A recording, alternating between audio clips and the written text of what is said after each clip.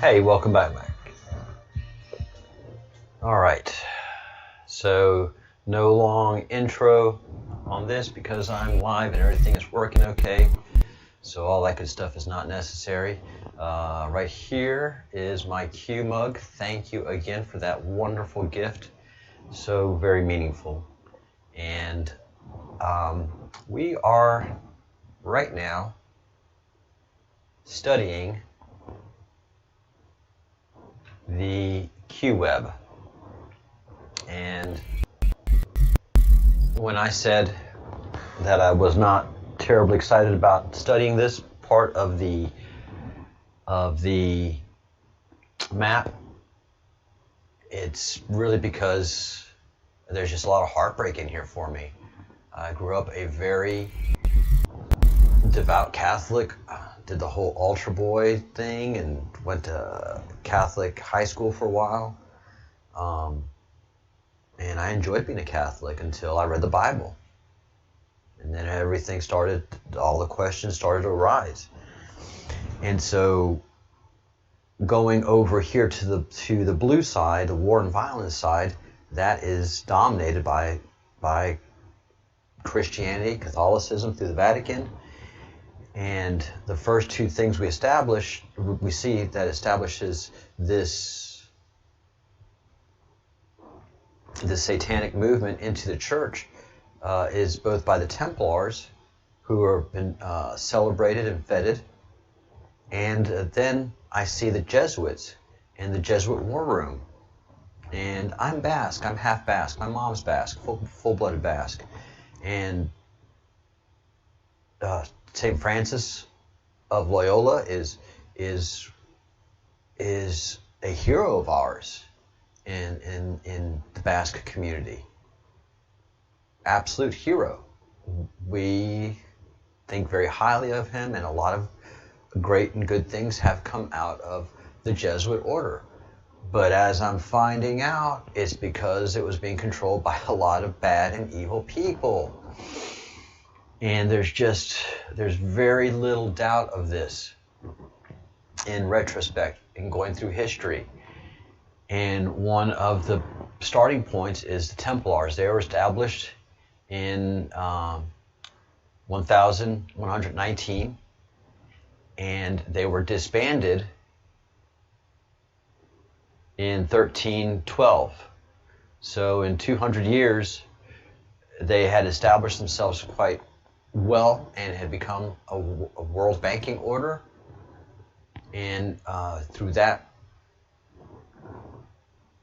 means of power that they established, they, of course, were taken over by the satanic cult, by the cult of Baal that was existing in the time. So they started out with good intentions, like everything else does in Catholicism. Then when they are ascending to power, then the huge and evil people start to corrupt the people that are the powerful, as slowly at first, as they find those that they can control, and then they have them move up the power scale, the power order. So the Knights Templar it just became shocking, and they were so offensive in what they were doing that the King of Spain had to arrest them, torture them, and kill them because of the atrocities that they committed. But it is sold to us as is the king and the nobility of France wanted the Templars' money and power, and they didn't get much of it because much of it was squandered away. Not squandered away, taken away. The fleet of the Templars, and the Templars had a fleet of ships. They were engaged in trade and in banking with this fleet, and also in warfare. And all of these, it appears that they all went to Scotland and brought the wealth and power and prestige to Scotland during some very difficult times for Scotland when they were engaged in a great war with Great Britain, as they've done for a lot of the time. But you can see where it was easy for them to navigate to Scotland, establish themselves in Scotland, and become the Masonic order. And one thing is consistent from the Knights Templar through the cult of Baal throughout history is they've depended on secrecy.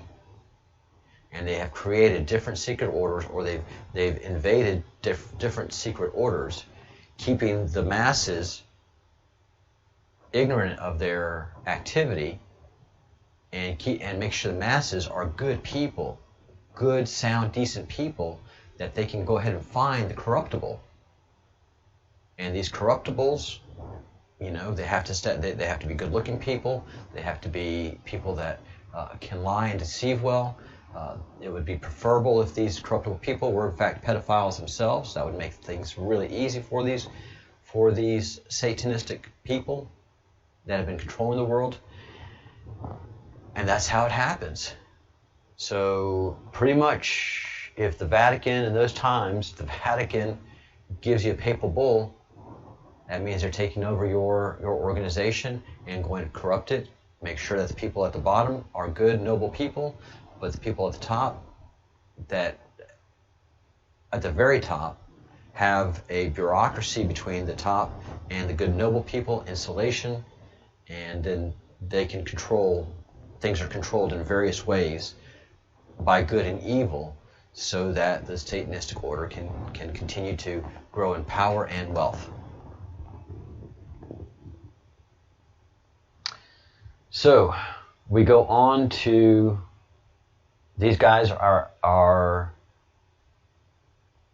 out of business in the 1300s, but before they go out of business,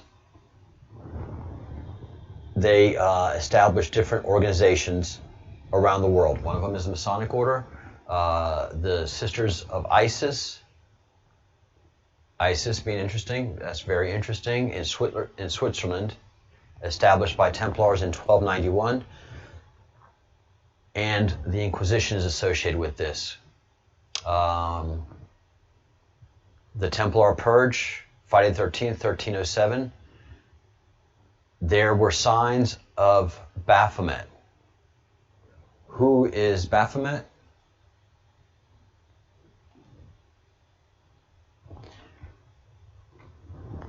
And also understand Baphomet is in green. Green means UFO. Green means extraterrestrial when you go to the legend of the map. But Baphomet is this right here.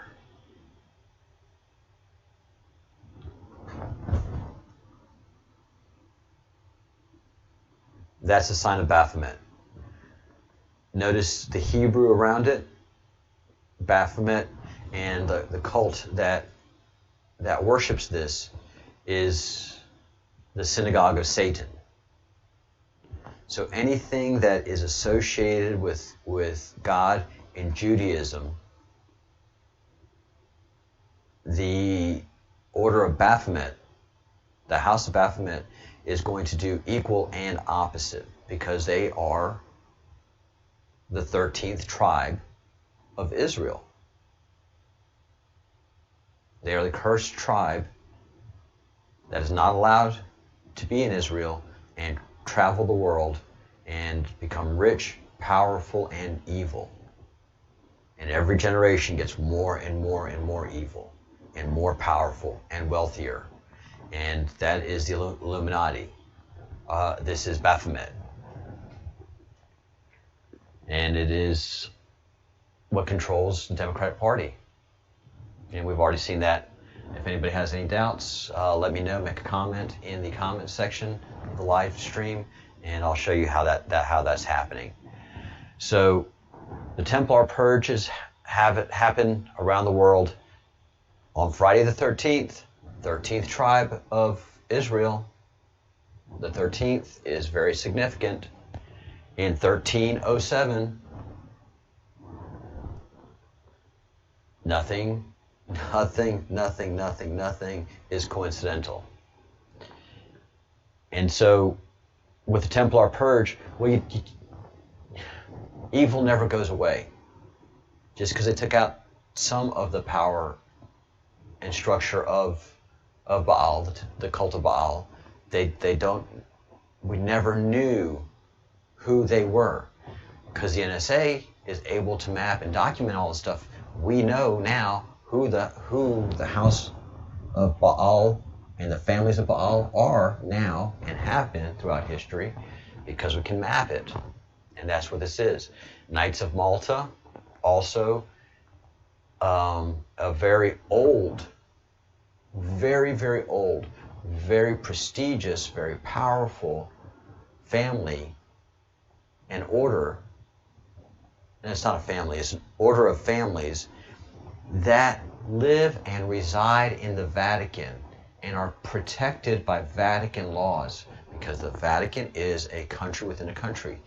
The only way you can join the actual Knights of Malta, the real leadership of the Knights of Malta, because there are orders of Knights of Malta around the world, is you have to prove your ancestry. And the Knights of Malta ancestry goes back to Sumer. Not to Malta, but to Sumer and Canaan. So this is how the evil shields itself. And this is why the Vatican is so powerful and dangerous and has been controlling so much of the world that is not Catholic, through all of these secret organizations and the protections that they create for themselves within a very religious and God-worshipping society. But they make sure that everybody around the world knows that the Christians are actually cannibals by doing that ritual at every Mass of eating flesh and drinking blood. Oh, it's crazy, I know. So that is part of the Templar history. Then we go to my biggest sadness, which is the Jesuit order.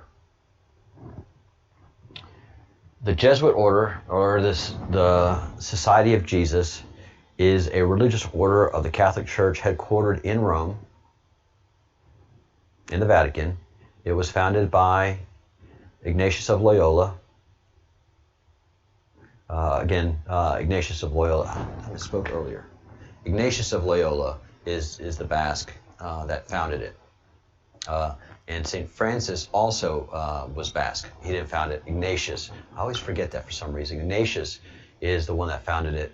I've been a big admirer of the Jesuits. I have gone for many years to a silent retreat, a Jesuit retreat, where you spend 3 days in silence and prayer and meditation. And it's fantastic. And it was founded by Ignatius and 6 companions with the approval of Pope Paul III in 1540. The members are called Jesuits. The society is engaged in evangelization and apostolic ministry in 112 nations. And the founders are Ignatius of Loyola, Francis Xavier, Peter Faber, Alfonso Salmeron, Diego Leanz, Nicolas Balbadillo, and Samuel Rodriguez. And throughout history, they've always been deemed horrible and evil. And I just couldn't believe it. I couldn't understand it. But then you're asked to look at the Villa Farnes. And this is the headquarters and the home of the Jesuit order in Rome. And I'll be dadgum if it's not a Pentagon. And the Pentagons are famous throughout history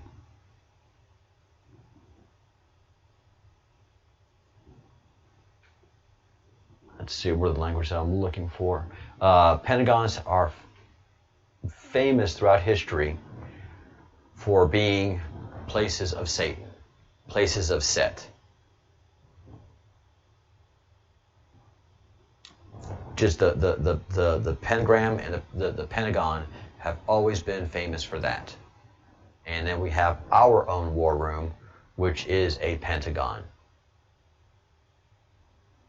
And that's them letting us know, or that's them letting themselves know, who actually controls the U.S. military. And the U.S. military, we find out, controls itself. But that is shocking.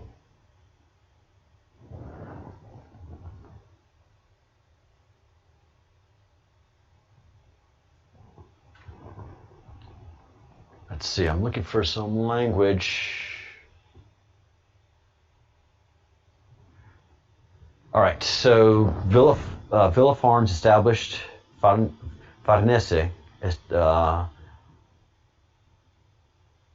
established in 1119 is the Jesuit war room. And they were medieval bankers, and it was basically the reconstitution of the Knights Templar within the church. And they became assassins, controllers of governments and different institutions in different ways. And it is how the order established itself. And because in this time the Pope was seeing that they had to have a military to do the dirty work that needed to be done. That the current setup and the current people that they had doing the dirty work couldn't really do the dirty work. So they needed to set up a military wing within the Vatican that they could bring in horrible people, give them beautiful robes, and make sure that they are insulated from scrutiny, because they are noble priests, they're good noble priests, but when in reality they are pedophiles, they are murderers, they are assassins, they are illicit bankers, and that is what we see. That is what we're seeing. And there's an arrow here that goes from the Jesuit war room, which is a pentagon, right to the U.S. Pentagon, established in 1941, have a black budget. Pharaonic Proxy Army. OSS, which is the Office of Strategic Services, which was established in 1940s, in 1942, and is the father of the CIA.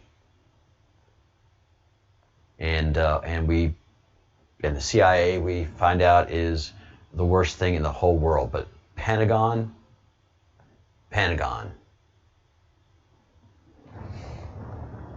So by the 1940s, basically after World War I, the United States was infiltrated. Probably throughout our history, we were infiltrated by the Dark Ones, and slowly built up until after World War II, when we brought in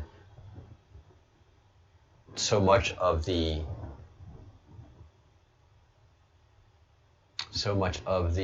Illuminati high-ranking people from Germany, from Nazi Germany into America in Operation Paperclip. Over 1,000 families were just brought in and dumped in. So the Jesuits were established by Pope Paul III, Alessandro Farnese, and this is a direct link of the Counter-Reformation of of the church. So there was Reformation and then the Counter-Reformation. So good guys tried to take over, but the bad guys fought back and won. And again, Pope Paul III in 1540. Pope Paul III, right here, all of it established. Whoa, okay, so here goes the symbolism. I was wondering, all right, where is the symbolism going to happen in the Jesuit logo? And what happens? There are 32 flames. What does the Scottish Rite have? What is the Scottish Rite? What is part of the Masonic order? Is the 32nd degree. So 32 flames. And there's your direct relationship between the Masonic order and the Jesuits. So our next deep dive is going to be going into Pope Paul and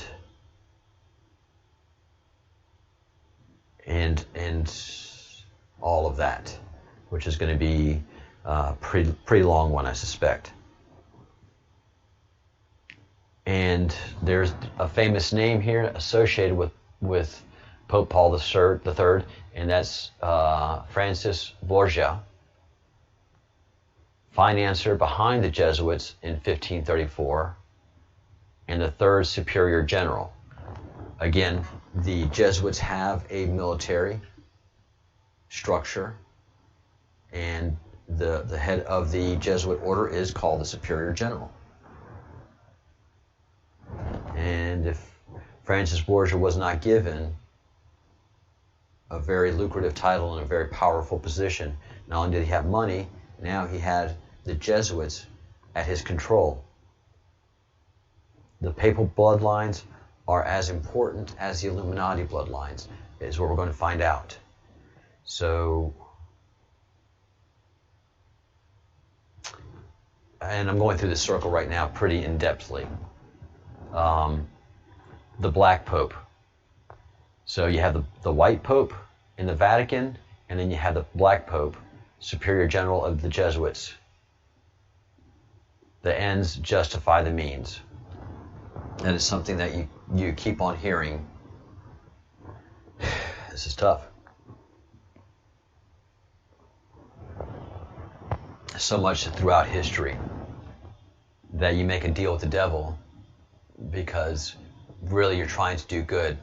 It's really not a big deal that you do a deal with the devil because ultimately your reason for doing this deal is to have a good outcome. Look at what's happening in America right now.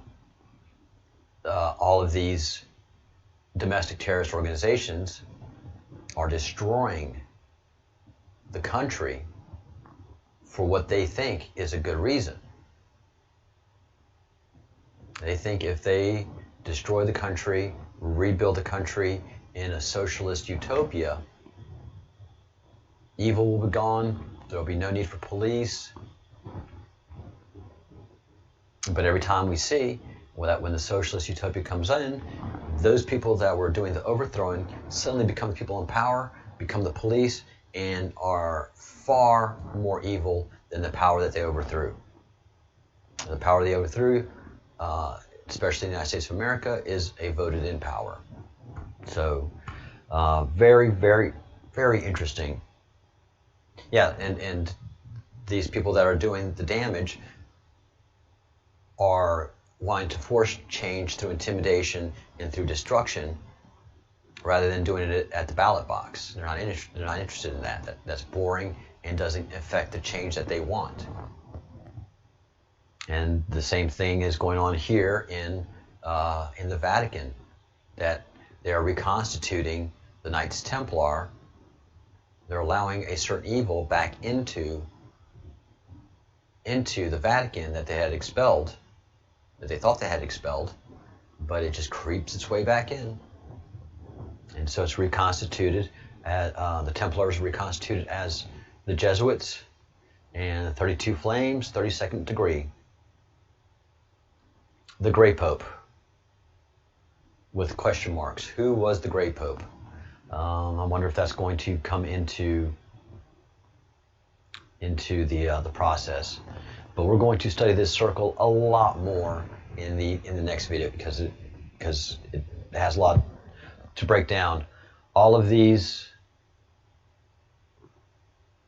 bloodlines, Medici, I think, is a very famous name that most people could recognize. The great banking family of Rome, and it'd be interesting to see that bloodline and how it's broken out. So we'll be doing a good bit more study than that.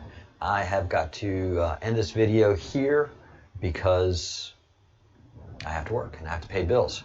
But we're into it. We are into the Vatican, and it has been heartbreaking for me. Heartbreaking. And that's why I said earlier in another video that I'm looking forward to doing this, and I thought about, because that's just something you say, naturally say. And when in thinking about it, no, I didn't look forward to it, and no, I didn't know how heartbreaking it was going to be. But here we are. All right, if you haven't subscribed to the channel yet, please subscribe to the channel. If you haven't liked the video, please give the video a thumbs up or a thumbs down. Vote your preference. And please become a member if you want to support the channel. And just thank you for watching. If you have any questions, please send me email at info@thebreadcrumbsproject.com. Again, info@thebreadcrumbsproject.com. And I'll see you in, how many hours is that? Anyways, at 1 o'clock Eastern, 7 p.m. Madrid time, I'll be back with my further deep dives and reaction videos to the Q drops. We're doing a digital archaeological dig, and I am going through the Q drops and just amazed at what has been happening for years without any of my knowledge, and hoping to educate you on all of these good things. All right, thank you everyone for watching. Oh, and support the channel also by getting some Q gear, getting the Q out there in the population so that you just continue to scare the heck out of these evil people. Yes, indeed. This scares all of that because they know what's coming. All right. Think good thoughts, do good deeds, say good words.